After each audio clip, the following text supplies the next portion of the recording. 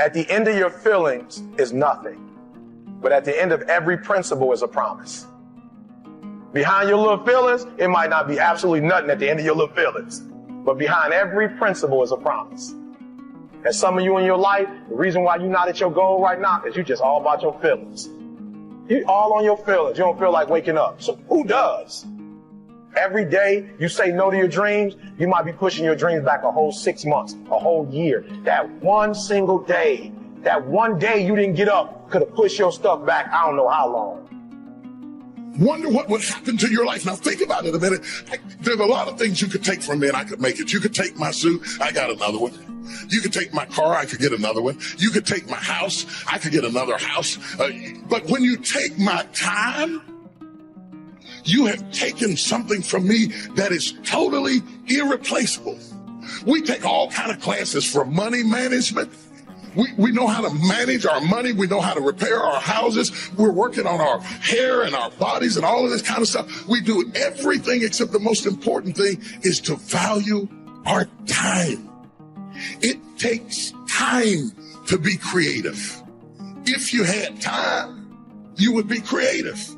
But in the absence of time and with busyness and clutter and the phone ring, y'all got music playing on your phone, all kinds of stuff. And no matter what kind of song you put on it, after a while you hate to hear it because every time you hear that sound, you know it's somebody else wanting something else from you that's taking you away from what you are gifted and created.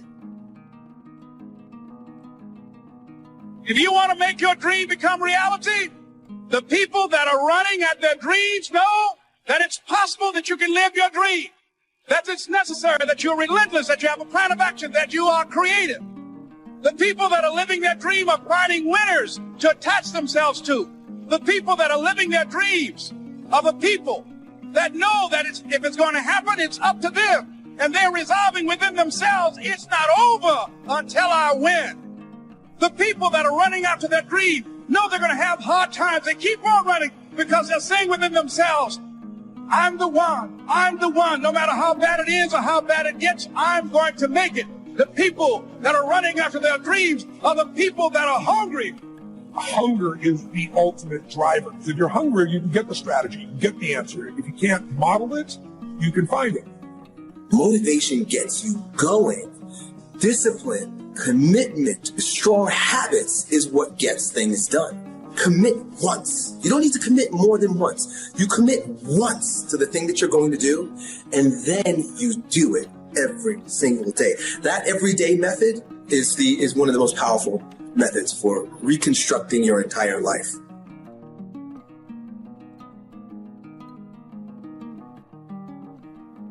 When you perceive choice, you perceive motivation. You're more motivated. So the deal is, for yourself, sit back and reflect. Be mindful of the choices you have. And talk about being a success seeker rather than a failure avoider. It's all how you talk, how you communicate to yourself and to others. You just can't turn on passion. You can't just turn on the desire to execute a task. It just doesn't work that way. And honestly, that isn't even what motivate means. To motivate actually means to provide a motive, a reason why. When you have a thing that is pulling you through because you're legitimately excited about it, that's when things start to happen. So I find that a lot of times lack of motivation has to do with not structuring your life in a way where you actually care about the outcome. So find that thing, stop judging yourself, because I think everybody at least sees a flicker of interest inside of them, something that they really find interesting and they want to at least explore deeper. Always go to something bigger than yourself. I'm wondering if you've been defeated because you have been giving yourself wholly to something that was too small to hold you.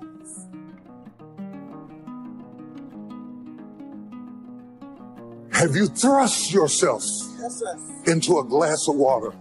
Yes, sir. Have you leaped off the diving board into a cereal bowl person? Are you not guilty of immersing yourself into things that were too small to hold your vision. My problem is so many times you've thrown big ideas at small people.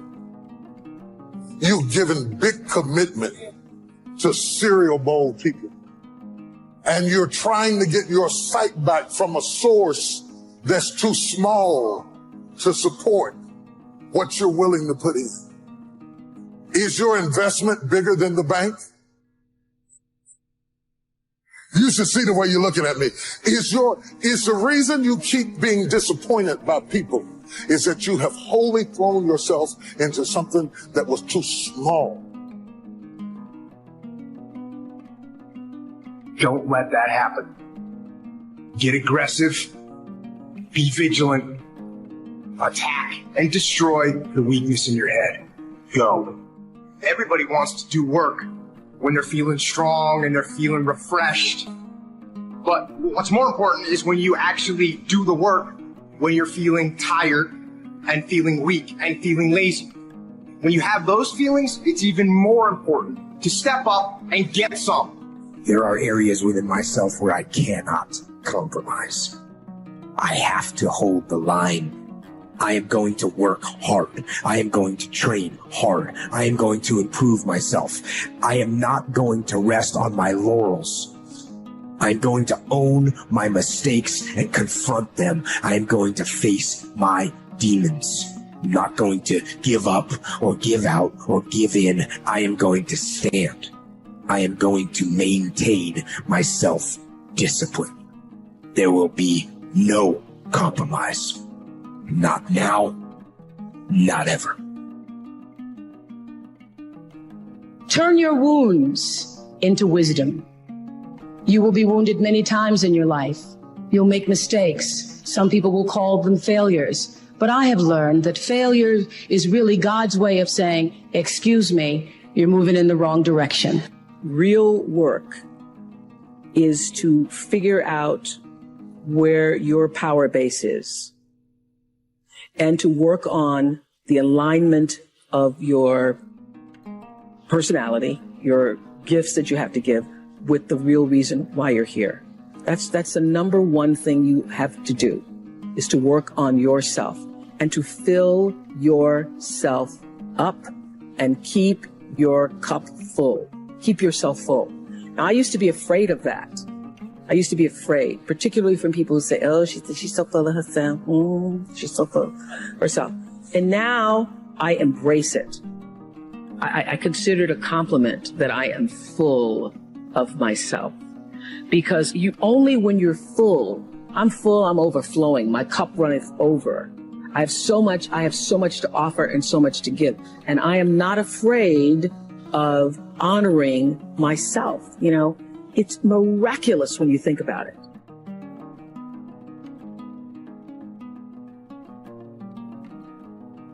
We are busier than any other generation we have seen in the last 300 to 400 years. We are so busy. We are busier than a one-arm wallpaper hanger. We're just busy. You'll get it later. Don't worry about it. It'll hit you in a minute. We are just as busy as we can be. And we think because we're busy, we're effective. But I want you to challenge your schedule for a minute and ask yourself, are you really being effective? Or is your life cluttered with all kinds of stuff that demands you and drains you and taxes you and stops you from being your highest and best self? And are you substituting busyness and all the chaos that goes along with busyness from being effective? Let me tell you, a bunch of scientists got together and they began to do some research, and they begin to determine that 80% of the things we do are busy things that we do in an area that is not effective. That the average person only spends 20% of their time doing the thing that they are really gifted at, created at, passionate about, excited to do. And the rest of it is all the dismal, dumb stuff that we all have to do in order to survive. Just to survive. crazy stuff that we're doing. Wonder what would happen if we would go from doing 80% of things that are busy but not effective and 20% of the things that are really effective if we would switch those numbers around and only give 20% of our time to the things that we have to do and 80% of our time to the thing that we were created to do. And when you need motivation yourself, don't look for someone to scream and yell. Don't look for someone else to give you motivation. Look at yourself and remind yourself why you are doing what you are doing. Remind yourself that this struggle, this temporary pain, this fight that you're in, this is what will make you stronger and faster and smarter and better.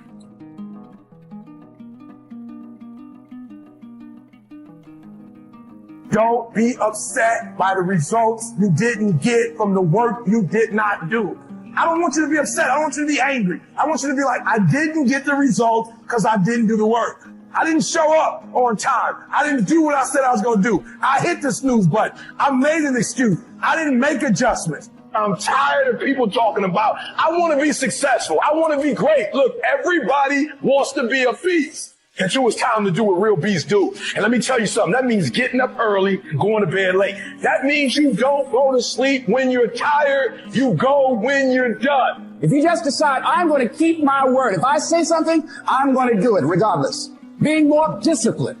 Find something that you can look at your life that you say, hey, I know I've got a problem in this area, being late, procrastinating, not taking care of business, being seriously not serious. I need to deal with that. I guarantee you, if you're wondering why it is that everybody else has this and that and this, and why you don't have, I guarantee you that if you take an inventory of your actions, they equal what you're getting. Period. If you do the work consistently, if you invest in yourself consistently, 10 years of motherfucking work when everybody else is partying, making excuses, doing the cool thing on the weekend, is going to pay off. Success and failure are not giant events. They don't just show up.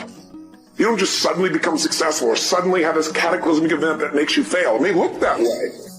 But failure comes from all the little things. It's failure to make the call. It's failure to check the books.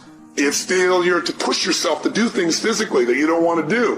And all those little failures, day after day, come together until one day some cataclysmic event happens, you blame that. That event happened because you missed all the little stuff. And success is not some overnight event. It's all these little things.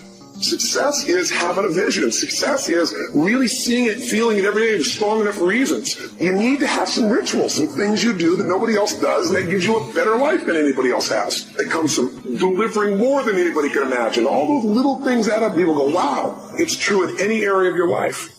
All the little stuff. That's where success comes from. I don't view aggression as an outward attitude. I view aggression as an internal character trait, a fire in your mind that says, I am going to win.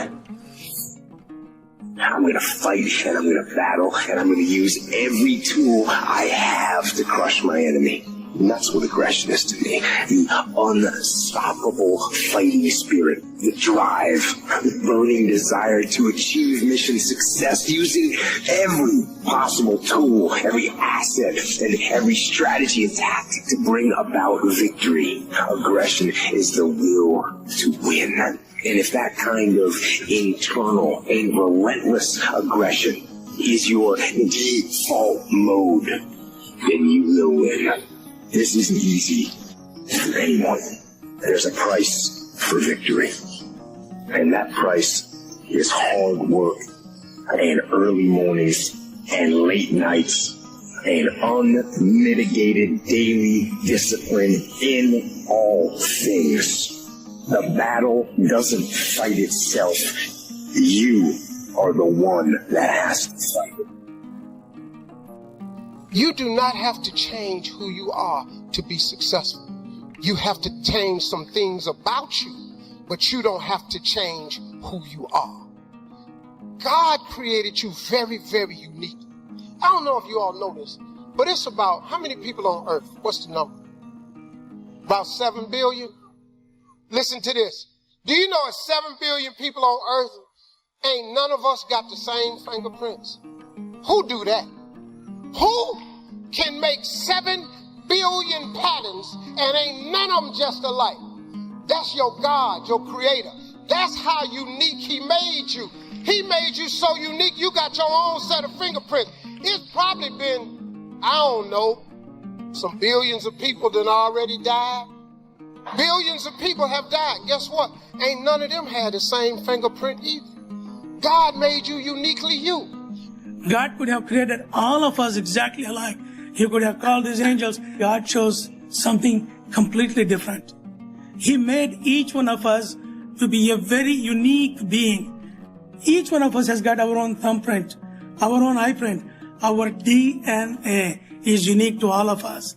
And not only that, if you were raised in the same family, you and your brother, you and your sister, from the same mother, yet you develop a different taste bud. It is God's choice for us to be unique. That's how unique we are. What is your point of reference? What is your point of reference as a man? What is your point of reference as a woman? What is your point of reference as a father, a mother? What is your point of reference for love, your career, your surroundings, self-respect, your goals? What is your point of reference? You're talking to somebody out there. You have horrible taste in friends. You have horrible taste in picking boyfriends, girlfriends.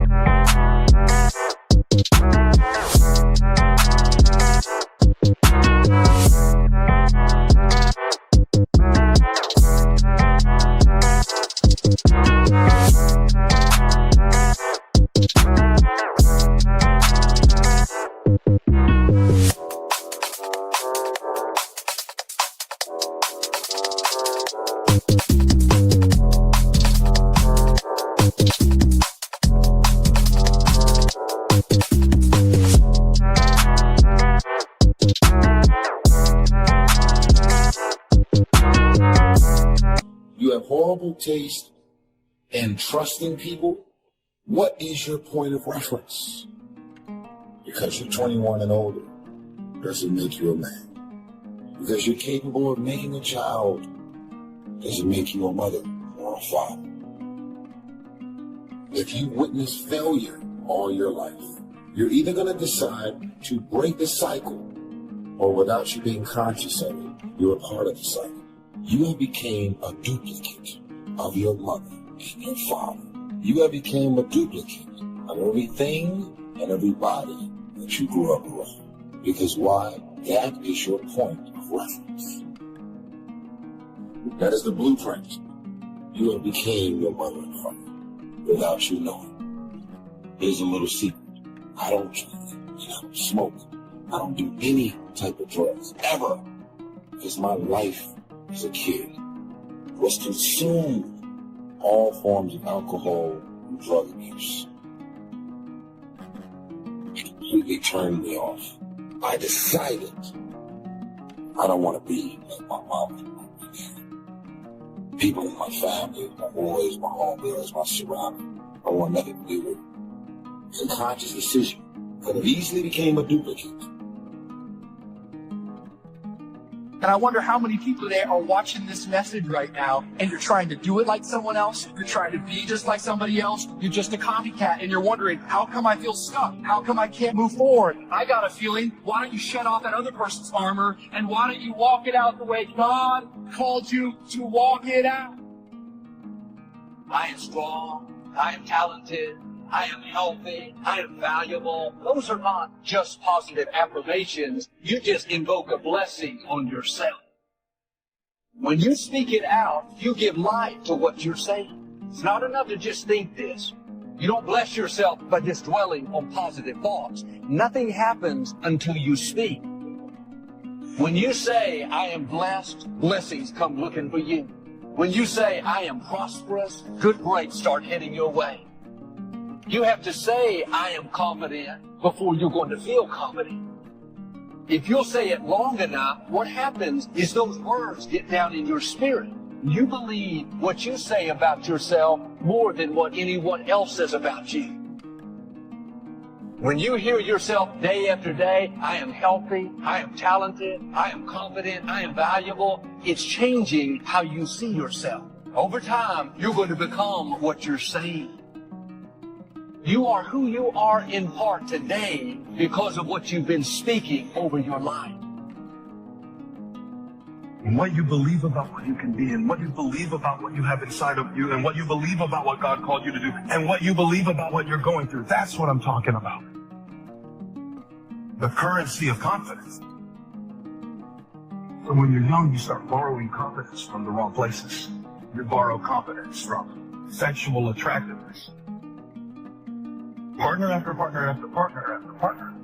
And rather than ever being in a real relationship, the good part, when you have to love somebody for who they are, not what they look like, you take this feeling of, oh, I have somebody, and you borrow the confidence of having somebody. But when you borrow confidence from the wrong places, the interest rate is ridiculous. I'm talking about when you get in a relationship where you have to compromise your values to get your needs met. Y'all, that's worse than the check cashing place. It's an interest rate. And let me tell you another thing. While I got you fired up about all the people that you kept going to because you wanted them to validate you, but they can't because they're not God. They didn't make you. They don't know you like that. And they're their own insecurities. So leave them alone and get it from God. You keep trying to borrow confidence from people who have insufficient funds. They can't do it. They can't. As a man, my father was married to my mother for 30 years. I'll find myself looking for someone that reminds me of my mother, because that would be my point of reference. I will find myself trying to do all the things that I witnessed my father as a husband. That's my point of reference. If my father is successful, he's an entrepreneur, he's constantly grinding, starting up new companies, negotiating, and I see him inspired and motivated all the time about life.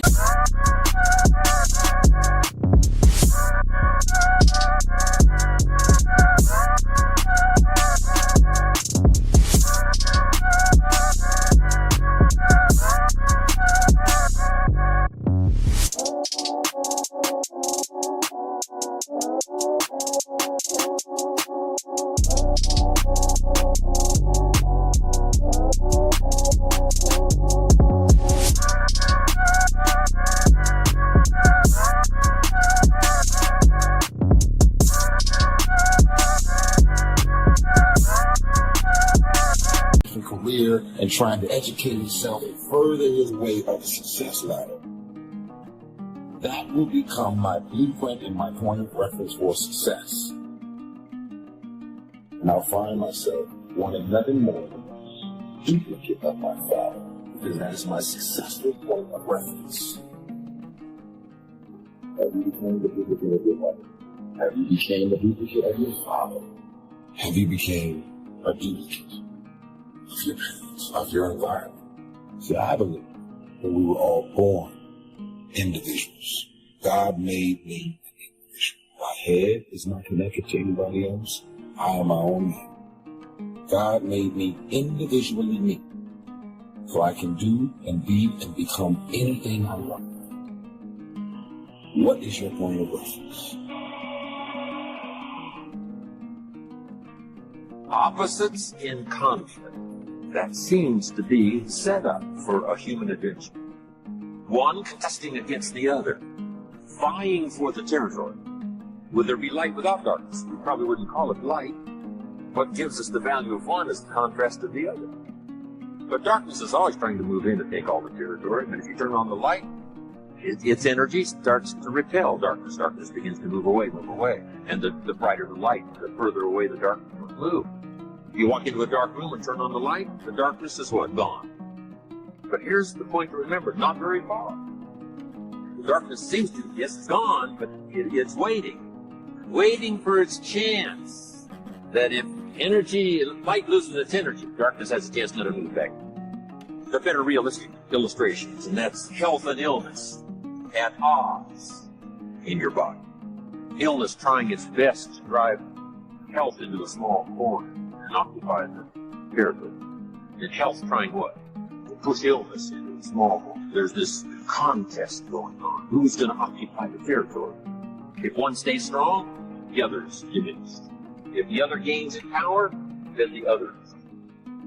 So what you must learn to do is cooperate with the positive side of everything in your body and your life.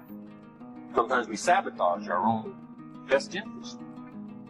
The body needs a banana, you send it a Coca-Cola. And the body says, what is the deal? I'm health trying to drive illness into a small corner. I ordered a banana, you send me the Coca-Cola. So the body could rightfully say what? Whose side are you on? Give us a break. We need every tool we can get to keep illness at bay. Because if we get weak, I'm telling you, it moves in, kicks the territory. So we're in the middle of this contest. Here's what it's called, opposites in conflict. Here's one of the bigger conflicts, liberty and tyranny. Liberty is the absence of tyranny. But even though tyranny is conquered, it's not very far away. The same goes on in your bloodstream. Red corpuscles to nourish like a mother and give life. White corpuscles to fight and kill like a father. White corpuscles say, just show me some infection, I'll kill him. If I don't kill it...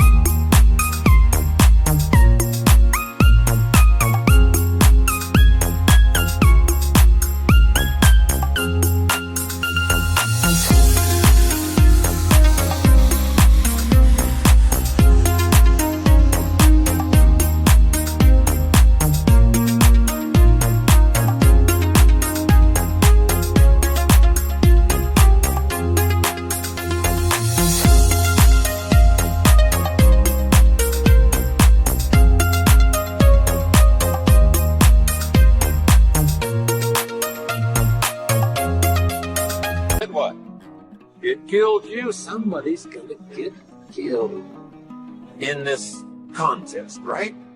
Good, evil, liberty, tyranny, right? Health, illness, winning and losing. There's a struggle going on. But here's the key. It's the only way, it seems, it's the only way to create a human adventure. Doesn't seem to be any other way, currently. Now some speak of a new heaven and a new earth. Maybe the whole arrangement will be different. Could very well be, but in this current experience, it seems like to create an adventure, to create a unique human scenario, we need opposites in conflict. That's the deal.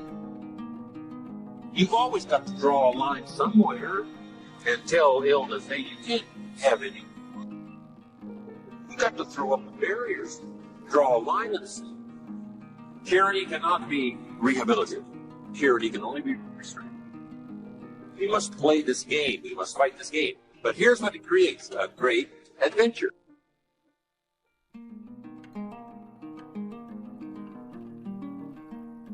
Let me give you the ultimate now. Could you win if you couldn't lose? And the answer is no, it doesn't seem like it. You couldn't call it winning. You can't win if you couldn't lose. So that's the deal now. Negative, positive. Would there be negative or positive without negative? No, it doesn't seem like it. It seems like this is the current setup. The invisible is often more real than the visible. That sometimes the stuff that we collect, that we say is real, is less real than the stuff that we neglect because we can't see it. I'm talking about your state of mind. I'm talking about your relationships with others. I'm talking about the way that you process disappointment, those things. The way that you treat people who can't do anything for you, those things. There is visible kingdom world, but there is an invisible kingdom within you that is more important than the kingdom around you.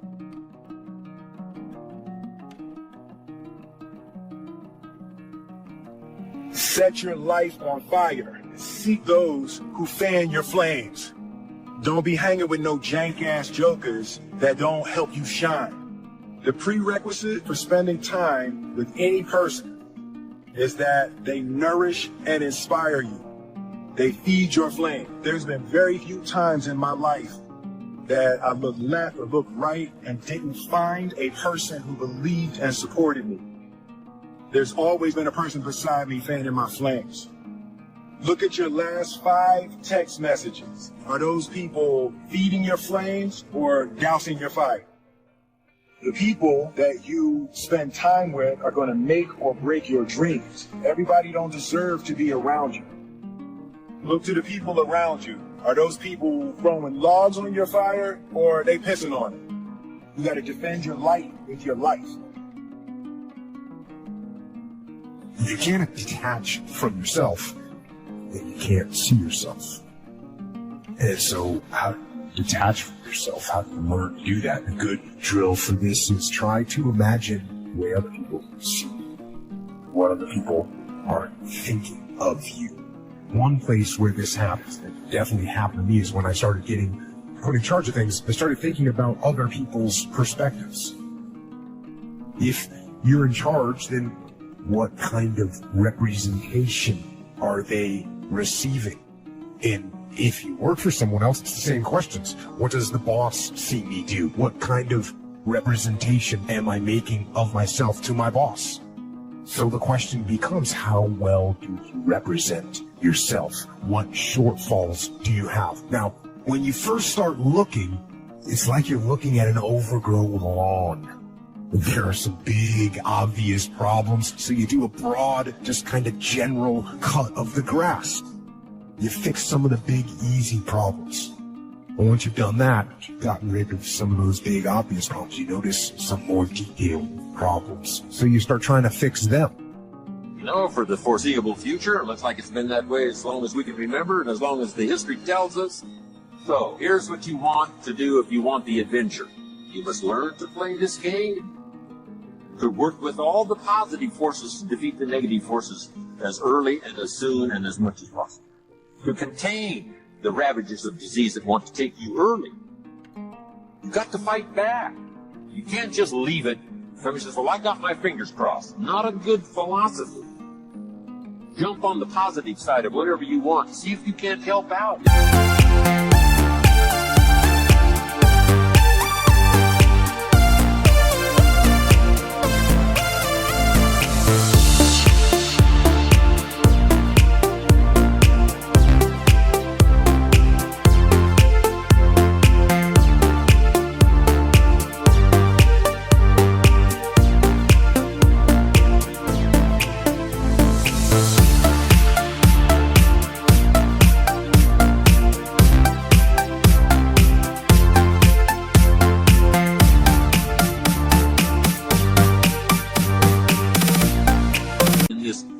In this push-shove match. That's the key. Don't neglect a new life if you started a new life. What if you said to a brand new mother, where is your baby? She says, I have no idea. You would say, no, that isn't right. If you start a new life, you must care for it. You must protect it. You must give it life, give it nourishment. Now here's the other part. You must protect it.